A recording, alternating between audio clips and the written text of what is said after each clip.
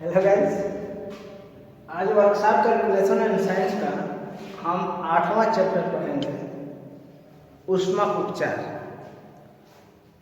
इस ऊष्मा के बारे में हम पीछे वीडियो बना चुके हैं, या ऊष्मा जो चैप्टर था वहाँ पे हम अच्छे ढंग से ऊष्मा के बारे में समझाए हैं। आज सिर्फ और सिर्फ ऊष्मा उपचार के बारे में हम डिस्कशन करेंगे। ऊष्मा उपचार है क्या चीज़?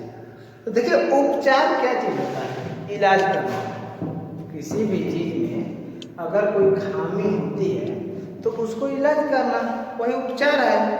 तो ये ऊष्मा उपचार का मतलब ये होता है कि ऊष्मा के द्वारा उस धातु में परिवर्तन करना, बदलना, उसके खामियों को दूर करना, या उसको मतलब और मजबूत बनाना। यही सब चीज़ों के बारे में हम इस चैप्टर में पढ़ेंगे, ऊष्मा उपचार। तो ऊष्मा उपचार एक ऐसी विधि है जिसकी सहायता से धातु में भीतरी बनावट में परिवर्तन करके उसके यांत्रिक गुणों में परिवर्तन किया जाता है। ऊष्मा उपचार एक ऐसी विधि है जिसकी सहायता से किसी भी धातु में XYZ कोई भी धातु है उसमें उसकी भीतरी बनावट में परिवर्तन करके उसके यांत्रिक गुणों में परिवर्तन किया जाता है। ऊष्मा उपचार कहलाता है। इसके लिए धातु को भिन्न भिन्न तापों पर गर्म या ठंडा किया जाता है, और जब हम किसी भी धातु को गर्म करेंगे तो उसको जिस शेप में चाहेंगे उस शेप में हम आसानी से उसको ढाल सकते हैं, मोड़ सकते हैं, उसकी भीतरी बनावट को हम चेंज कर सकते हैं। तो इसलिए कह रहा है ये चीज़ कि ऊष्मा उपचार वह विधि है जो किसी भी वस्तु के संरचना में उसकी भीतरी बनावट में उसको ऊष्मा दे करके हम उसमें उसके अलग अलग रूप में परिवर्तित कर सकते हैं। धातुओं का ऊष्मा उपचार सामान्यतः निम्नलिखित उद्देश्यों के लिए किया जाता है। तो किन उद्देश्यों के लिए किया जाता है? तो मान लीजिए, प्रथम उद्देश्य ऊष्मा उपचार तो समझ गए ना। तो ऊष्मा उपचार एक ऐसी विधि है जिसकी सहायता से किसी धातु में उसके भीतरी बनावट में परिवर्तन करके उसके यांत्रिक गुणों में परिवर्तन किया जाता है। तो इसके उद्देश्य क्या है? तो देखो, धातु को मुलायम बनाकर मशीनन क्षमताओं को सुधारने के लिए किया जाता है। और धातु को मुलायम कैसे बनाएंगे? तो धातु को मुलायम बनाने के लिए क्या करेंगे? उसको हीट देंगे, ऊष्मा देंगे। तो जब ऊष्मा देंगे तो वो नरम हो जाएगा। तो जब नरम हो जाएगा तो उसके बाद उसको हम जिस शेप में चाहे उस शेप में उसको ढाल सकते हैं, उस शेप की आकृति उसको प्रदान कर सकते हैं, जिससे मशीनन क्षमताओं में यानी मशीन पर कार्य करने योग्य क्या होता है? बन जाएगा। पहला है। दूसरा है, नंबर दूसरा क्या है? धातु को गर्म और ठंडा करके कार्य के दौरान उत्पन्न प्रतिबलों को दूर किया जाता है। प्रतिबल क्या होता है? जो स्वयं में कार्य करने का विरोध करे। ठीक है, जैसे मान लीजिए कोई ये धातु है, अब इसको हम मोड़ना चाहें तो ये विरोध कर रहा है ना, मोड़ नहीं रहा है। तो इस कंडीशन में यदि इसको हम गर्म कर देंगे तो यह आसानी से क्या होगा? मुड़ जाएगा। तो धातु को गर्म या ठंडा करके कार्य के दौरान उसके प्रतिबलों को क्या करना? दूर करना। नंबर तीसरा नंबर यह है कि धातु को घिसने से बचाना। कहीं पे अगर रगड़ हो रहा है तो धातु जल्दी घिस जाएगा, तो उसको घिसने से बचाने के लिए क्या करेंगे? उसको हार्ड कर देंगे। तो हार्ड करने के लिए ऊष्मा देंगे। ऊष्मा देने के पश्चात इसको ठंडे पानी में तुरंत डाल देंगे, जिससे यह हार्ड हो जाएगा, और हार्ड होने के फलस्वरूप कम घिसेगा। तो घिसने से बचाने के लिए। चौथा है, धातु के यांत्रिक गुणों। धातु का यांत्रिक गुण। अब यांत्रिक गुण क्या होता है? कठोरता, भंगुरता, तन्यता, तनाव, सामर्थ्य इत्यादि को सुधारने के लिए किया जाता है। ठीक है ना? धातु के यांत्रिक गुणों को सुधारने के लिए ऊष्मा उपचार का प्रयोग किया जाता है। नंबर 5 है धातु को जंग रोधी बनाने के लिए या जंग से बचाने के लिए। जंग मतलब जंग होता है संरक्षण, जिसको बोलते हैं संक्षारण होता है, मूर्छा, हिंदी में मूर्छा बोलते हैं उसको, अपनी भाषा में, लैंग्वेज में। तो धातु को संक्षारण से या जंग से बचाने के लिए या संक्षारण प्रतिरोधी बनाने के लिए किया जाता है। 6 नंबर है धातु के विद्युत चुंबकीय गुणों में वृद्धि करना। धातु के विद्युत चुंबकीय गुणों में वृद्धि करना। और 7 नंबर है धातु को अन्य धातुओं की अपेक्षा कठोर बनाना। ठीक है ना? जैसे मान लीजिए एक धातु को दूसरी धातु से काटना है, तो काटेगा कौन धातु? जो धातु जो है, माने दोनों धातुओं में से जो धातु ज्यादा कठोर रहेगा वही उस धातु को काट पाएगा। तो धातु को क्या करना? कठोर बनाना या काटने योग्य बनाना। और नंबर 8 आता है, 8वां नंबर है फोर्जिंग और मशीनिंग के कारण आंतरिक बनावट में आई विकृति की स्थिति को सही करना। फोर्जिंग करते समय या उसको बनावट करते समय अगर उसमें किसी भी प्रकार की विकृति आ जाती है तो फिर उसको कैसे दूर करेंगे? उसको ऊष्मा दे करके और पुनः उसको सही शेप में ढाल करके उसकी विकृति को क्या करेंगे? दूर कर लेंगे। तो ये समझ लीजिए कि ऊष्मा उपचार का उपयोग इतना है। और ऊष्मा उपचार में बस ये जान लीजिए कि किसी भी धातु को ऊष्मा दे करके या वस्तु ऊष्मा जो है तो उसको ठंडा करके और उसके यांत्रिक गुणों में परिवर्तन कर देंगे, ऊष्मा उपचार हो जाएगा आपका। अब आगे स्टेप में पढ़ते हैं कि स्टील की संरचना के प्रकार। स्टील की संरचना के प्रकार। तो कौन स्टील की संरचना क्या है? स्टील की संरचना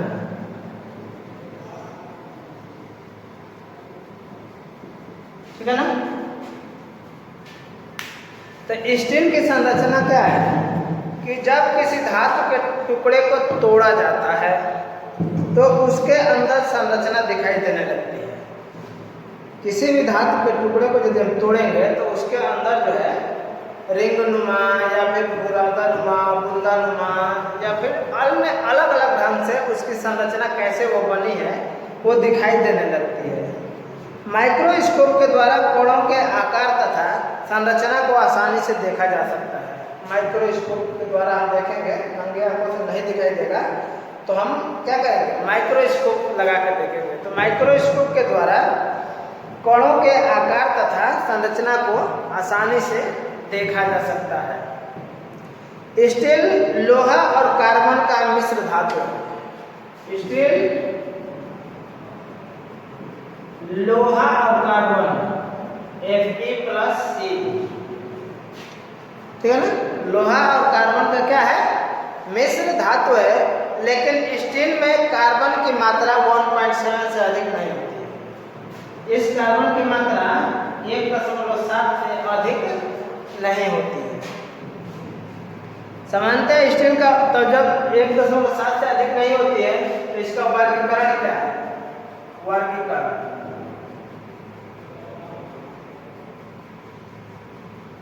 ठीक है ना? तो इसका वर्गीकरण क्या है? तो पहला इसका वर्गीकरण 5 भागों में है।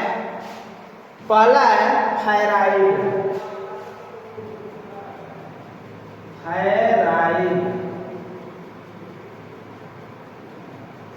ठीक है? तो शुद्ध लोहा अथवा स्टील जिसमें कार्बन की मात्रा जो है 0.008%,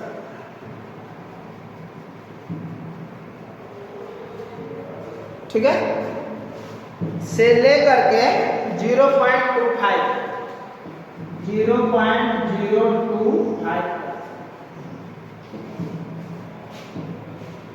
फेराइट स्टील में कार्बन की मात्रा जो है 0.008% से लेकर के 0.2025% कार्बन अगर होता है तो फेराइट कहलाता है।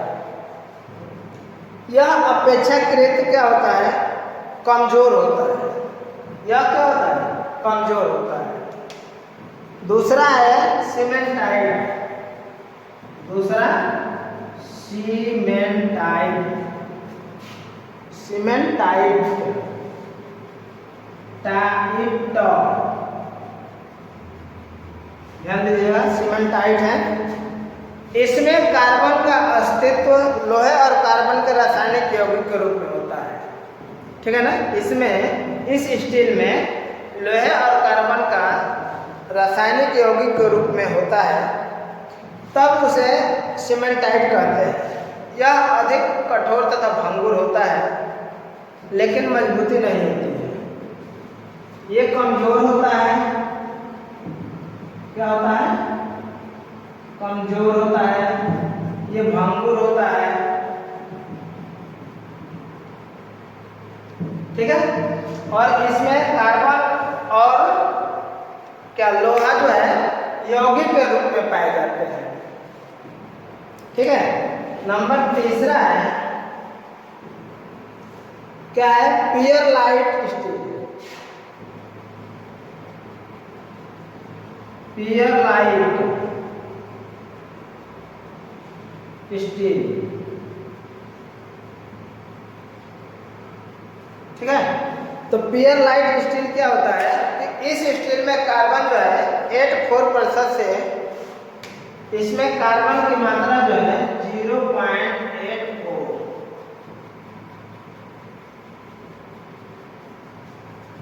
पियरलाइट स्टील में कार्बन की मात्रा 0.84% होती है।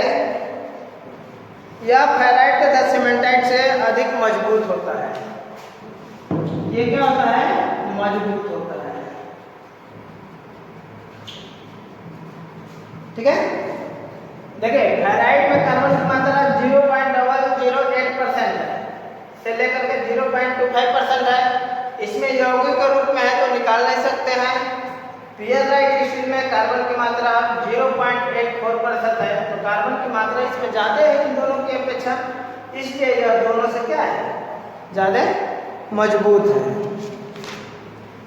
अगला है हाइपर यूटेक्टोइड स्टील, नंबर 4 है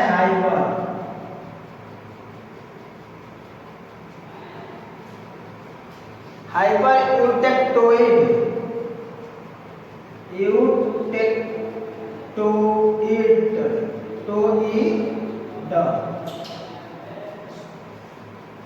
eutectoid steel.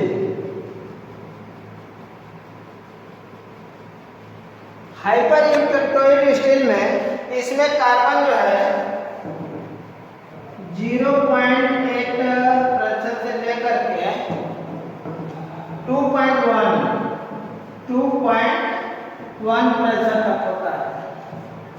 Hyper eutectoid steel में जो है कार्बन की मात्रा 0.8 से लेकर के 2.1% तक होता है, जिसे हाइपर यूटेक्टोइड स्टील कहते हैं। इसका मतलब कि इसमें कार्बन की मात्रा इससे भी ज़्यादा है, तो यह तीनों से अधिक मजबूत होगा।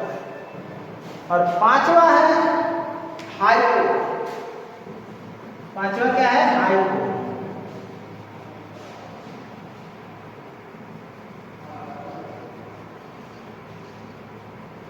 हाइपो यूटेक्टोइड स्टील, ठीक है।